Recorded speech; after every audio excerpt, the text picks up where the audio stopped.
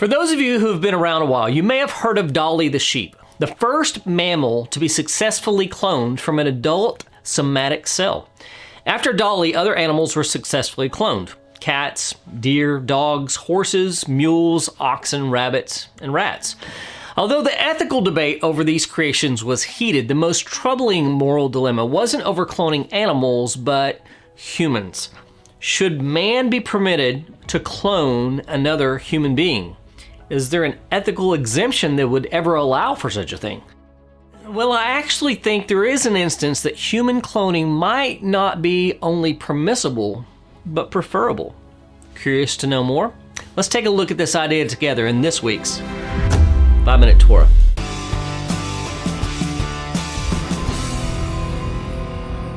Welcome back, Torah Tribe. You're watching the channel that connects disciples of Yeshua to the eternal Torah of God. It's great to be back with you here this week.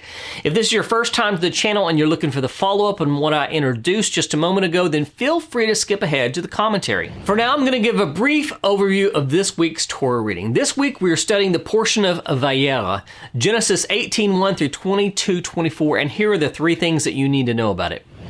Number one, angels unaware. Abraham's heavenly guests. Just days after Abraham had circumcised himself and Ishmael, he encountered angelic visitors in the heat of the day, disguised as Bedouin travelers. Abraham's hospitable nature overcomes his physical ailment, and he runs to meet them and serve them. Soon, however, he realizes that they are messengers sent from the Lord, and they tell Abraham and Sarah that they would have a child of their own in their old age. They also tell Abraham that they are about to head to Sodom to destroy it and the surrounding cities because of the wickedness. Abraham pleads on behalf of the cities that they would be spared if they find enough righteous people living within them, and the angels head out, and Sodom and the surrounding cities are destroyed, but Lot and his daughters are spared. Number two, the promised child, or the birth of Isaac. Just like the angels had said, Sarah gave birth to a baby boy a year later. Abraham circumcised him on the 8th day, just as God had commanded him in last week's Torah portion. He was called Isaac from the Hebrew word tzehok, which means laughter. It was a reminder that Sarah had laughed when the angels said she would bear a son. After Isaac was born, she took it even further by saying, God has made laughter for me. Everyone who hears will laugh over me. God is truly a God of miracles. And number three, the Akeda, or the binding of Isaac. The word Akeda means binding. When Isaac was in his mid-30s, God put Abraham through his most difficult test. He told Abraham to take his son and go and offer him on Mount Moriah. And Abraham actually obeyed, and God provided a miracle, and you know the rest of the story. We will talk about that soon in the commentary. Hey, Hanukkah is just a month away. If you want to have a great family experience for Hanukkah, be sure to pick up your copy of 8 Lights, my Hanukkah how-to and devotional that will make each night of Hanukkah a night to remember.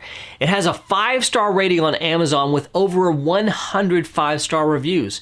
If you want to have fun and learn to be a better disciple of our Master Yeshua, then be sure to check out my book, 8 Lights, in the link below. This week's Torah commentary is called Cloning from Abraham's DNA and comes from my book, 5-Minute Torah, Volume 2. One of the most well-known and riveting stories in the Torah is the binding of Isaac, found at the end of this week's Torah portion. In Hebrew, it's referred to, as I said earlier, as the Akeda, or the binding. It's considered the final and most difficult of 10 trials through which God tested Abraham, and we can learn many lessons from this single event, and I'll attempt to bring out a few important aspects here. At the very beginning of this passage, the Torah tells us, after these things, God tested Abraham. This is Genesis 22:1. Why did God need to test Abraham? Doesn't he know everything about every person on earth? Many times we tend to view the hardships of life as attacks from the adversary. However, just as Abraham, the father of our faith, was tested, we, the spiritual children of Abraham, should also expect testing. And we should not only expect testing, but we should also embrace it. The fact is that tests are not for God, but for man. When we pass our test, Our faith in God is demonstrated to the world, and sometimes passing that test lets us know that we are capable of even more than we realize. When Hashem told Abraham to bring his beloved son to Mount Moriah to offer him up as an olah, a burnt offering, Abraham's response was to rise early in the morning and make all of the preparations for the mission he had been given. Abraham demonstrated a character trait known in Hebrew as zerzut, or alacrity. When he had a job to do, even one as difficult as this, he did not delay, but took to it immediately with fervor. Whereas anyone else with lesser faith would have hesitated or even delayed obeying Hashem's instructions due to their severity, Abraham was eager to carry them out as quickly as possible. One thing that's remarkable about the entire event was Isaac's complete agreement with his father. According to tradition, based on the timeline of biblical events, Isaac was around 37 years old at the time of the Akeda. Therefore, he had an acute awareness of what was about to happen. And Abraham took the wood of the burnt offering and laid it on Isaac his son. And he took in his hand the fire and the knife. So they went, both of them, together. And Isaac said to his father Abraham, "My father." And he said, "Here I am, my son." He said, "Behold the fire and the wood, but where is the lamb for a burnt offering?" Abraham said, "God will provide for himself the lamb for a burnt offering, my son." So they went, both of them, together. Genesis 22, 6 through 8. The Hebrew expression Vayelchu shnehem yachdav appears twice in this section. It's usually translated to mean that they simply journeyed together. However, the Hebrew connotes more than simply journeying together. It implies joining together in purpose. They were yachdav, as one. The first time this phrase appears in this passage is after the wood is placed upon Isaac and they begin their journey.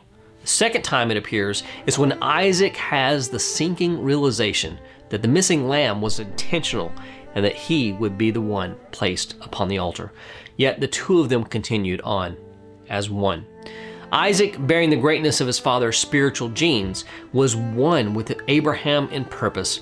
This unity was so great that Isaac wanted to ensure that his sacrifice was carried out properly. The Midrash relates that Isaac was so concerned that he would instinctively react to the knife approaching that he asked to be bound so that he would not flinch and invalidate himself as a sacrifice. This was the depth of his oneness with his father. Hebrew has an expression that says Maaseh avot siman lebanim, which means the actions of the fathers are the portents for the children. In this test, Abraham becomes not only a testimony of faithfulness and complete trust for all future generations, but also a pattern by which his children will be recognized. His spiritual DNA, so to speak, is passed down from generation to generation. This is why Paul says that Abraham is the father of all who believe. This is Romans 4:11. When our actions line up with Abraham, we become somewhat of a replica, a clone, so to speak, of the father of our faith. We are not only demonstrating our spiritual lineage, but also establishing a pattern of faithfulness for our children and grandchildren. As a parent, I want more than anything for my children to hold onto the values my wife and I have passed on to them, for them to cling to their spiritual heritage and live lives that glorify God, that they would pass on faith in Yeshua and submission to Torah to their children and grandchildren. But can it be done? Can we be united with our children in purpose to shine our light into the world? Well, it can if we realize our spiritual heritage, the spiritual DNA that has been passed down from our father Abraham. No, we will never be exact replicas of Abraham, but we should strive to represent his spiritual image as much as possible. May we all live in a manner that reflects the unwavering faith of our father Abraham to our children and all subsequent generations. Well, before I close out this video, I'd like to bring to your attention a couple of things. First, I have some exciting news I want to share with you in the coming weeks. So you'll want to stay tuned for that. It's something I'm going to try that should be a blessing to you and help the ministry as well. There are a few details I still need to work out, but like I said, keep your eye out for that in the weeks ahead. Second, please continue to pray for Israel. She needs prayer now more than ever as the entire world has positioned itself against her. In last week's 5-Minute Torah, I asked for your prayers that I'd be able to get my thoughts together to create a video covering the situation between Israel and Hamas. With your prayers and God's help, I published that video earlier this week, and if you haven't seen it, please make sure that's the next video you watch and be sure to share it with others. I believe it's that important. I'll see you soon with another Messianic insight into the eternal Torah of God. Blessings from Emet HaTorah.